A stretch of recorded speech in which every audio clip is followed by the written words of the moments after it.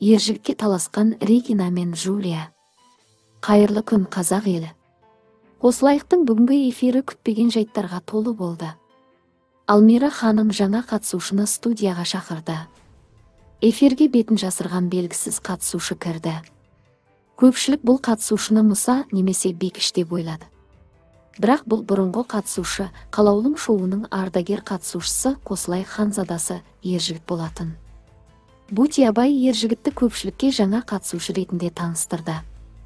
Ержігітті көрген Джулия оған тоқтаусыз қарады. Бірақ тағы бір қатысушы қыздың көзі Ержігітте болатын. Оның есімі Регина. Регина Ержігітке ғашық көздерімен қарап абдырап қалды. Регина бірден Ержігітпен сөйлесті. Оған деген сезімін ашық білдірді. Джулия да Регинадан Ержігітті қатты қызғанды. Естеріңізге сала кетейік, Джулия мен Ержігіт бір-бірін бұрыннан біледі. Олардың арасында мәдени байланыстар бар.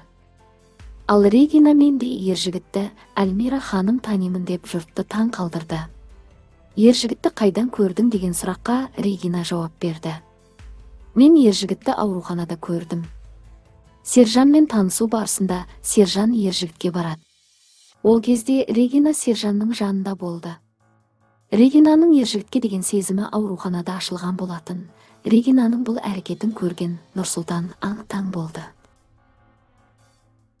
Тіпті айтуға сөз таппай қалды. Себебі Нұрсұлтанның Регинаға деген сезімі әлі сейілген жоқ. Нұрсұлтан Регинамен танысу үшін қолайлы сәтті күтті. Өкінішке орай, Регинаның жүрегі енді бос емес. Ол енді Ержігітті тартып алмақ. Оны көрген Алмира ханым Нұрсұлтанды мазақ қылды. Нұрсұлтан, саған не болды? Неге үндемейсің деп күлді Алмира ханым. Нұрсұлтан ештеңе айтқан жоқ. Ержігіт ешкімге жауап бермеді.